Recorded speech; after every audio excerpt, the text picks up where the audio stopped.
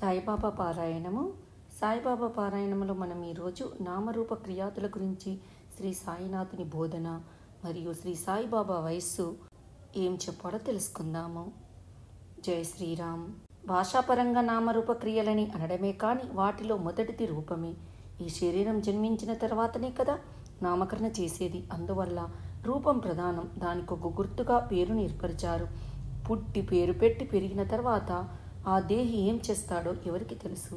అశాశ్వతమైన ఈ దేహం ఏ క్షణమైనా పడిపోవచ్చును. ఒకరి వేళ అయితే మరొకరు రేపు. అంతేగాని ఎవరూ శాశ్వతం కారు. చిరంజీవులుగా చెప్పబడిన వాళ్ళెవ్వరూ మనకిప్పుడు కనిపించడమే లేదు కదా. స్వచ్ఛంద మరణాన్ని వరంగా పొందిన భీష్ముడే 3 తరాల తర్వాత ఈ బ్రతుకు దుర్బలంగా ఉండనుకున్నాడు. సంసారం సమాస్తం హింసామయంగానే భావించాడు. కాబట్టి ఏ రోజైతే ఈ తనువు నశిస్తుందో ఆ రోజే దీని పేరు కూడా నశించిపోతుంది.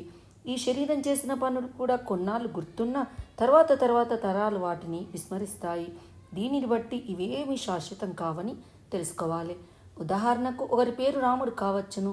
అతని కుటుంబంలోనో బంధుకోటిలోనో రాముడు అనగానే అతని రూపం తోచవచ్చును.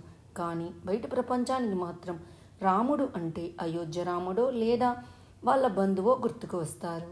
కానీ ఈ రాముడు మాత్రం గుర్తుకురాడు.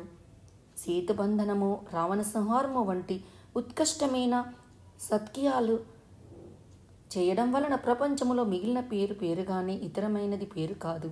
ఎవడు చచ్చాడని తెలిస్తే ప్రపంచమంతా పరమాన్నాలు ఎందుకు తింటుందో అలాంటి వాటి పేరేం పేరు. కాబట్టి సత్క్రియాలబ్ధమే పేరు. అదే యశస్సు, అదే సత్కీర్తి. శ్రీ సాయిబాబా వయస్సు. ఒక పర్యాయము ధూలియా కోర్టులో విచారణ నిమిత్తమై హాజరుపరచబడిన ఒక దొంగ తన వద్ద దొరికిన వస్తువులన్నీ తనకు షిరిడీ సాయిబాబా ఇచ్చినారని చెప్పినాడు.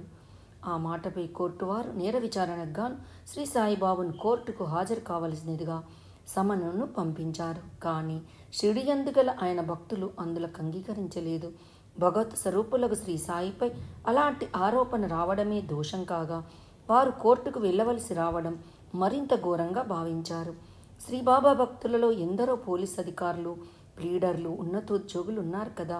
వారందరూ కలిసి శ్రీ సాయిబాబా విషయమై ప్రత్యేక గౌరవంతో కోర్టు వారిని షిరిడీకి వచ్చి విచారణ జరుపుకోమని అప్పీలు చేశారు.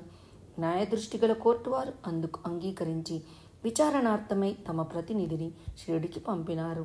షిరిడీలో బాబాను విచారణ చేయడం ప్రారంభమైంది. అది ఏ విధంగానో తెలుసుకుందాము. కోర్టు ప్రతినిధి: అయ్యా, మీ పేరేమిటి? సాయిబాబా. వీళ్ళందరి చేత సాయిబాబాగా పిలువబడుతున్నాను. కోర్టు ప్రతినిధి: మీ తండ్రి గారి పేరేమి? శ్రీ సాయిబాబా. సాయిబాబాయే. కోర్టు ప్రతినిధి: మీ తల్లిగారి పేరు? శ్రీ సాయిబాబాని. కోర్టు ప్రతినిధి: మీ గురువు గారి పేరు?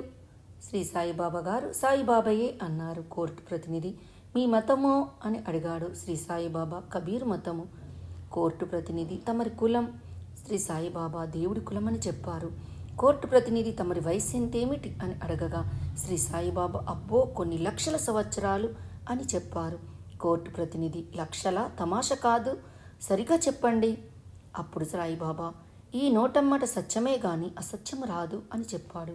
దీనిని బట్టి శ్రీ సాయిబాబా కేవలం నామరూప క్రియాదులచే కాక వయోకాలానికి కూడా అతీతులని తెలుస్తుంది.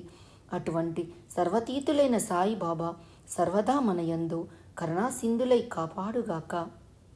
ఈ రోజటికి సాయిబాబా పారాయణము సమాప్తము. వచ్చే వారం బలీయం కర్మామిత్యాహు తెలుసుకుందాము. ఈ వీడియో మీకు నచ్చినట్టయితే లైక్ చేయండి, కామెంట్ చేయండి, సబ్స్క్రైబ్ చేయండి. నోటిఫికేషన్ల కోసం పక్కనే ఉన్న బెల్ ఐకాన్ క్లిక్ చేయండి. Thank you.